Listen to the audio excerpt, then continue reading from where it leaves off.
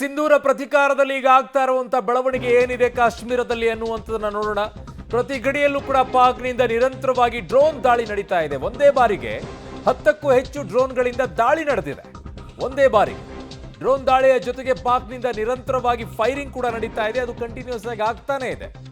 20ಕ್ಕೂ ಹೆಚ್ಚು ನಗರಗಳನ್ನ ಗುರಿಯಾಗಿಸಿ ದಾಳಿಯನ್ನ ಮಾಡಿರೋದು.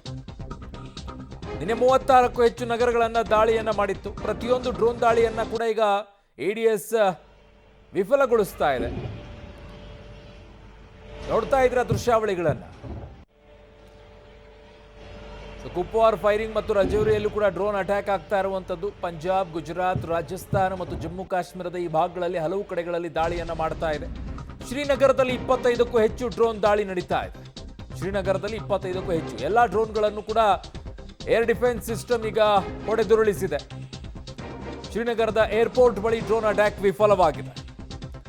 ಶ್ರೀನಗರದಲ್ಲಿರುವಂತಹ ಪ್ರತಿಯೊಬ್ಬರು ಅರ್ಥ ಮಾಡ್ಕೊಳ್ಬೇಕು, ನಾವು ಯಾರಿಗೆ ಆಶ್ರಯವನ್ನ ಕೊಟ್ಟಿದ್ವಿ ಅಂತ ಹೇಳಿ ಅವ್ರು ಅರ್ಥ ಮಾಡ್ಕೊಳ್ಬೇಕು. ಅವರೇ ಸಾಕಿದಂಥವ್ರಿಗೆ ಅವರಿಗೆ ಹೇಗೆ ತಿರುಗಿ ಬೀಳ್ತಾರೆ ಅಂತ ಹೇಳಿ. ಪಾಕಿಸ್ತಾನದ ಪರವಾಗಿ ಸಿಕ್ಕಾಪಟ್ಟೆ ಪ್ರೀತಿ ಇತ್ತಲ್ವಾ ಅಲ್ಲಿರುವಂಥವ್ರಿಗೆ, ಉಗ್ರರ ಬಗ್ಗೆ ಸಿಕ್ಕಾಪಟ್ಟೆ ಪ್ರೀತಿ ಅಲ್ವಾ, ಅವರಿಗೆ ಆಶ್ರಯವನ್ನ ಕೊಟ್ಕೊಂಡು ಅವ್ರಿಗೆ ತಿನ್ನಕ್ಕೆ ಹಾಕಿ ಅವರಿಗೆ ಬೆಳೆಸ್ಕೊಂಡು ಅಲ್ಲಿರುವಂಥ ಒಬ್ಬೊಬ್ಬರ ಮನೆಯಲ್ಲಿ ಒಬ್ಬೊಬ್ಬರನ್ನ ಅಲ್ಲಿ ತರಬೇತಿ ಕಳಿಸಿ. ಅಮೃತ್ಸರದಲ್ಲಿ 15 ಡ್ರೋನ್ಗಳು ಧ್ವಂಸವಾಗಿವೆ. ಅಮೃತ್ಸರದಲ್ಲಿ ರೆಡ್ ಅಲರ್ಟ್ ಅನ್ನ ಈಗ ಜಾರಿ ಮಾಡಿದ್ದಾರೆ. ಕಾರಣ ಟಾರ್ಗೆಟ್ ಅಮೃತ್ಸರ್ ಅನ್ನೋ ರೀತಿಯಲ್ಲಿ ಆಗೋಗ್ಬಿಟ್ಟಿದೆ. ಹೆಚ್ಚಿನ ರೀತಿಯಲ್ಲಿ ದಾಳಿಯನ್ನ ಅಮೃತ್ಸರ ಮೇಲೆ ಮಾಡ್ತಾ ಇದ್ದಾರೆ, ಜೈಸಲ್ಮೇರ್ ಮೇಲೆ ಮಾಡ್ತಾ ಇದ್ದಾರೆ. ಪಾಕ್ ಡ್ರೋನ್ ದಾಳಿ ವಿಫಲವಾಗ್ತಾ ಇದೆ. ಅಮೃತ್ಸರವನ್ನ ಟಾರ್ಗೆಟ್ ಮಾಡಿ ಇಟ್ಕೊಳ್ತಾ ಇದ್ದಾರೆ. ರಾಜಸ್ಥಾನದಲ್ಲಿ ಮತ್ತೆ ಪಂಜಾಬ್ನಲ್ಲಿ, ರಾಜಸ್ಥಾನದ ಜೈಸಲ್ಮೇರ್ ಮತ್ತು ಪಂಜಾಬ್ನ ಅಮೃತ್ಸರದಲ್ಲಿ ರೆಡ್ ಅಲರ್ಟ್ ಈಗ ಘೋಷಣೆ ಆಗಿದೆ. ಸತತವಾಗಿ ದಾಳಿ ನಡೀತಾ ಇದೆ. ಪಾಕ್ ಡ್ರೋನ್ ದಾಳಿಯನ್ನ ವಿಫಲಗೊಳಿಸ್ತಾನೆ ಇದೆ ಭಾರತದ ತಾಳ್ಮೆಯನ್ನ ಮತ್ತೆ ಪಾಕಿಸ್ತಾನ ಪರೀಕ್ಷಿಸ್ತಾ ಇದೆ. ವಾಪಸ್ ನಾವಿನ್ನೂ ಅಟ್ಯಾಕ್ ಅನ್ನ ಶುರು ಮಾಡಿದಂಗೆ ಕಾಣಿಸ್ತಾ ಇಲ್ಲ. ನಾವು ಕೂಡ ಅಟ್ಯಾಕ್ ಅನ್ನ ಶುರು ಮಾಡಬೇಕಾಗತ್ತೆ. ಬರ್ತಾ ಇರುವಂತಹ ಡ್ರೋನ್ಗಳನ್ನ ಮಾತ್ರ ಹೊಡೆದುರುಳಿಸುವಂತಹ ಕೆಲಸವನ್ನ ಭಾರತ ಮಾಡ್ತಾ ಇದೆ. ಜಮ್ಮುವಿನಲ್ಲಿ ಡ್ರೋನ್ ದಾಳಿ ವಿಫಲವಾಗಿದೆ.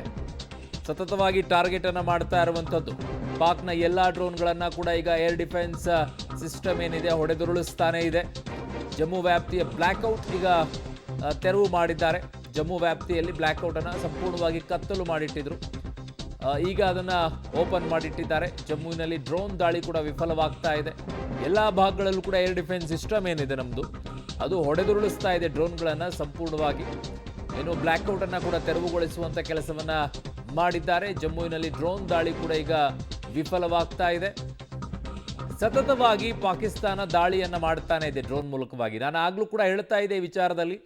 ಏನು ಅಂತಂದ್ರೆ ಟರ್ಕಿ ಏನಿದೆ, ತುರ್ಕಿ ದೇಶ, ಅದು ನಿನ್ನೆ ರಾತ್ರಿ 10 ಗಂಟೆ ಸುಮಾರಿಗೆ ಒಂದು ಫ್ಲೈಟ್ ಬಂದು ಇಳಿಯುತ್ತೆ ಪಾಕಿಸ್ತಾನದಲ್ಲಿ, ಕಾರ್ಗೋ ಫ್ಲೈಟ್ ಅದು. ಸೊ ಅದು ಡ್ರೋನ್ಗಳನ್ನು ಸಪ್ಲೈ ಮಾಡ್ತಾ ಇದೆ ಅನ್ನುವಂಥ ಮಾಹಿತಿಗಳು ಬರ್ತಾ ಇರುವಂಥದ್ದು. ಡ್ರೋನ್ ಸಪ್ಲೈಯನ್ನು ಮಾಡ್ತಾ ಇದೆ ಅಂತೇಳಿ. ಯಾಕಂದರೆ ಈಗ ಎಲ್ಲ ನಮ್ಮ ದೇಶದಲ್ಲಿ ಬಂದು ಬೀಳ್ತಾ ಇರುವಂಥ ಡ್ರೋನ್ಗಳು ಅದು ಟರ್ಕಿದೆ ಅನ್ನುವಂಥದ್ದು, ಮ್ಯಾನುಫ್ಯಾಕ್ಚರ್ ಆಗಿರುವಂಥದ್ದು ಟರ್ಕಿದೆ ಅನ್ನೋದು ತಿಳಿದು ಬರ್ತಾ ಇದೆ. ಪಠಾನ್ಕೋಟ್ ಏರ್ಬೇಸ್ ಮೇಲೆ ದಾಳಿಯನ್ನು ಮಾಡಿದೆ, ಅದು ವಿಫಲವಾಗಿದೆ. ಫಿರೋಜ್ಪುರದಲ್ಲೂ ಕೂಡ ಡ್ರೋನ್ ದಾಳಿಯನ್ನು ಮಾಡಿದೆ, ಅದು ಕೂಡ ವಿಫಲವಾಗಿದೆ. ರಾಜಸ್ಥಾನದ ಜೈಸಲ್ಮೇರದಲ್ಲೂ ಕೂಡ ಸ್ಫೋಟದ ಸದ್ದು ಕೇಳಿ ಬರ್ತಾ ಇದೆ. ಪಂಜಾಬ್ನ ಅಮೃತ್ಸರದ ಮೇಲೂ ಕೂಡ ಡ್ರೋನ್ ದಾಳಿಯನ್ನು ಮಾಡುವಂಥದ್ದು ಕೆಲಸ ಮಾಡ್ತಾ ಇದೆ. ಭಾರತದ 7 ಕಡೆಗಳಲ್ಲಿ ಪಾಕ್ ಡ್ರೋನ್ ದಾಳಿಯನ್ನು ಮಾಡಿರುವಂಥದ್ದು ಈಗ ಬರ್ತಾ ಇರುವಂತಹ ಮಾಹಿತಿಗಳು. ಸತತವಾಗಿ ಡ್ರೋನ್ ದಾಳಿಗಳನ್ನು ಪಾಕಿಸ್ತಾನ ಮಾಡ್ತಾನೆ ಇದೆ. ಇದನ್ನು ಕೇವಲ ಒಂದು ಸೈಡಲ್ಲಿ ಮಾತ್ರ ನೋಡಬಾರ್ದು. ಯಾಕೆ ಅಂತಂದರೆ ಈ ಕಡೆಗೆ ದಾಳಿಯನ್ನು ಮಾಡೋದನ್ನು ಮಾಡಿ ಆ ಕಡೆಯಿಂದ ಇನ್ನೊಂದು ರೀತಿಯಲ್ಲಿ ಬೇರೆ ಕುತಂತ್ರವನ್ನು ಮಾಡುವಂಥ ಕೆಲಸ ಪಾಕಿಸ್ತಾನ ನಿಸ್ಸೀಮ. ಅದರಲ್ಲಿ ನಮ್ಮನ್ನು ಬೇರೆ ಕಡೆಗೆ ಬೀಸಿ ಇಡುವಂಥ ಕೆಲಸವನ್ನು ಮಾಡಿ ಮಗದೊಂದು ಕಡೆಗೆ ಇನ್ಯಾವುದೋ ರೀತಿಯಲ್ಲಿ ಅದು ದಾಳಿ ಮಾಡುವಂಥ ಷಡ್ಯಂತ್ರವನ್ನು ಮಾಡ್ತಾ ಇರುತ್ತೆ. ನನ್ನ ಸಹೋದ್ಯೋಗಿ ಈಗ ಶಬೀರ್ ನನ್ನ ಸಂಪರ್ಕಕ್ಕೆ ಸಿಗ್ತಾ ಇದ್ದಾರೆ. ಶಬೀರ್, ಈಗ ಫೈನಲಿ ಇದಿನ್ನೂ ಕೂಡ ಮುಂದುವರಿಯೋ ಲಕ್ಷಣಗಳಿದೆ. ಪಾಕಿಸ್ತಾನಕ್ಕೆ ನಿಲ್ಲೋ ಯಾವ ಲಕ್ಷಣಗಳು ಕೂಡ ಕಾಣಿಸ್ತಾ ಇಲ್ಲ. ಎಷ್ಟೇ ಚಿಮಾರಿ ಹಾಕಿದ್ರು ಕೂಡ, ಎಷ್ಟೇ ಹೇಳಿದ್ರು ಕೂಡ ಪಾಕಿಸ್ತಾನ ನಿಲ್ಲೋ ಲಕ್ಷಣಗಳು ಕಾಣಿಸ್ತಾ ಇಲ್ಲ ಅಲ್ಲ? ಅರುಣ್, ನೋಡಿ, ಪಾಕಿಸ್ತಾನ ಬಂಡತನಕ್ಕೆ ನಿಂತಿರುವಂಥದ್ದು ಇಲ್ಲಿ ಬಹಳ ಸ್ಪಷ್ಟವಾಗಿ ಕಾಣಿಸ್ತಾ ಇದೆ. ನೋಡಿ, ಭಾರತ ಭಯೋತ್ಪಾದಕರ ವಿರುದ್ಧದ ಕಾರ್ಯಾಚರಣೆ ದಾಳಿ ಅನ್ನುವಂಥ ನಿಟ್ಟಿನಲ್ಲಿ ತಾನು ಆಪರೇಷನ್ ಸಿಂಧೂರ ಅನ್ನುವಂಥ ನಿಟ್ಟಿನಲ್ಲಿ ಒಂದು ಮಿಷನ್ ಅನ್ನು ಹಂಚಿಕೊಂಡಿತ್ತು. ಆದರೆ ಪಾಕಿಸ್ತಾನ ಇದು ನನ್ನ ಮೇಲಿನ ದಾಳಿ ಅನ್ನುವಂಥ ನಿಟ್ಟಿನಲ್ಲಿ ಈಗ ಪ್ರತಿಕಾರ ತೀರಿಸಿಕೊಳ್ಳಿಕ್ಕೆ ಮುಂದಾಗಿರುವಂಥದ್ದು. ನಿರಂತರವಾಗಿ ಡ್ರೋನ್ ದಾಳಿಯನ್ನು ಮಾಡುವಂಥ ಕೆಲಸಗಳು ಕೂಡ ಆಗ್ತಾ ಇದೆ. ಈಗ ಶ್ರೀನಗರ ಸೇರಿದಂತೆ ಜಮ್ಮು, ಪಠಾನ್ಕೋಟ್, ಅಮೃತ್ಸರ್ ಮತ್ತೆ ಬೇರೆ ಬೇರೆ ಅವಂತಿಪುರ, ಇದ್ರ ಜೊತೆಗೆ ರಜೌರಿ, ಪೂಂಚ್ ಈ ಎಲ್ಲಾ ಭಾಗಗಳಲ್ಲೂ ಕೂಡ ನಿರಂತರವಾಗಿ ಡ್ರೋನ್ಗಳ ದಾಳಿಯನ್ನು ಮಾಡುವಂಥ ಕೆಲಸಗಳು ಆಗ್ತಾ ಇರುವಂಥದ್ದು, ಅವುಗಳನ್ನ ಡಿಪೆಂಡ್ ಮಾಡುವಂಥ ಕೆಲಸವನ್ನು ಈಗ ಸದ್ಯಕ್ಕೆ ಭಾರತೀಯ ಸೇನೆ ಮಾಡ್ತಾ ಇರುವಂಥದ್ದು. ಈವರೆಗೂ ಸಿಗ್ತಾ ಇರುವಂಥ ಮಾಹಿತಿಗಳ ಪ್ರಕಾರ ಭಾರತೀಯ ಸೇನೆ ವಾಪಸ್ ಪ್ರತಿ ದಾಳಿಯನ್ನು ಮಾಡುವಂಥ ಪ್ರಕ್ರಿಯೆಗಳಿಗೆ ಮುಂದಾಗಿಲ್ಲ. ಕೇವಲ ಪಾಕಿಸ್ತಾನದಿಂದ ಏನು ಡ್ರೋನ್ಗಳು ಬರ್ತಾ ಇದ್ದಾವೆ ಅವುಗಳನ್ನ ಡಿಪೆಂಡ್ ಮಾಡುವಂಥ ಕೆಲಸವನ್ನು ಮಾಡ್ತಾ ಇರುವಂಥದ್ದು, ಡೆಸ್ಟ್ರಾಯ್ ಮಾಡುವಂಥ ಕೆಲಸಗಳನ್ನ ಮಾಡ್ತಾ ಇರುವಂಥದ್ದು, ಅವುಗಳಿಂದ ಯಾವುದೇ ರೀತಿಯಾದಂಥ ಹಾನಿ ಆಗದಂತೆ ತಡೆ ಒಡ್ಡುವಂಥ ಕೆಲಸವನ್ನು ಕೂಡ ಈಗ ನಿರಂತರವಾಗಿ ಮಾಡಲಾಗ್ತಾ ಇರುವಂಥದ್ದು. ಬಹುಶಃ ಪಾಕಿಸ್ತಾನದ ದಾಳಿ ಮುಗಿದ ಬಳಿಕ ಪ್ರತಿ ದಾಳಿಗೆ ಪ್ಲಾನ್ ಮಾಡದಂತೆ ಕಾಣಿಸ್ತಾ ಇದೆ. ನಿನ್ನೆಯೂ ಕೂಡ ಇದೇ ರೀತಿ ಆಗಿತ್ತು.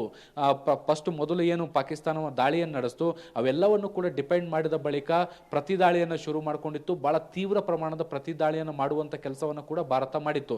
ಸೊ ಇವತ್ತು ಕೂಡ ಅಂಥದ್ದೇ ಸಿಚುವೇಶನ್ ಮರು ಕ್ರಿಯೇಟ್ ಆಗುತ್ತಾ ಅನ್ನುವಂಥದ್ರ ಬಗ್ಗೆ ಕೂಡ ಈಗ ಒಂದಿಷ್ಟು ಅನುಮಾನಗಳು ಹುಟ್ಟು ಆಗ್ತಾ ಇರುವಂಥದ್ದು. ಯಾಕೆಂದ್ರೆ ಪಾಕಿಸ್ತಾನ ಎಂದಿನಂತಿಗೆ ಕಾಲ್ಕೆರೆದು ಜಗಳಕ್ಕೆ ಬರ್ತಾ ಇದೆ. ಭಾರತದ ಪ್ರಮುಖ ನಗರಗಳನ್ನು ಟಾರ್ಗೆಟ್ ಮಾಡಿ, ಏರ್ಪೋರ್ಟ್ಗಳನ್ನ ಟಾರ್ಗೆಟ್ ಮಾಡಿ ಡ್ರೋನ್ಗಳ ದಾಳಿಯನ್ನು ಮಾಡುವಂಥ ಕೆಲಸವನ್ನು ಕೂಡ ಮಾಡ್ತಾ ಇದೆ. ಈಗ ಅದನ್ನು ಡಿಪೆಂಡ್ ಮಾಡುವಂಥ ಕೆಲಸವನ್ನು ಮಾತ್ರ ಈಗ ಭಾರತೀಯ ಸೇನೆ ಮಾಡ್ತಾ ಇರುವಂಥದ್ದು. ಆಂಟಿ ಡ್ರೋನ್ ಸಿಸ್ಟಮ್ ಏನಿರುತ್ತೆ ಅದನ್ನು ಬಳಸ್ಕೊಂಡು ಕೆಲಸಗಳು ಕೂಡ ಆಗ್ತಾ ಇದ್ದಾವೆ. ಮುಂದಿನ ಹಂತದಲ್ಲಿ ಪ್ರತಿ ದಾಳಿ ಕೂಡ ನಡೆಯುವಂಥ ಸಾಧ್ಯತೆಗಳು ನಿರೀಕ್ಷೆ ಮಾಡಲಾಗ್ತಾ ಇದೆ. ಅರುಣ್.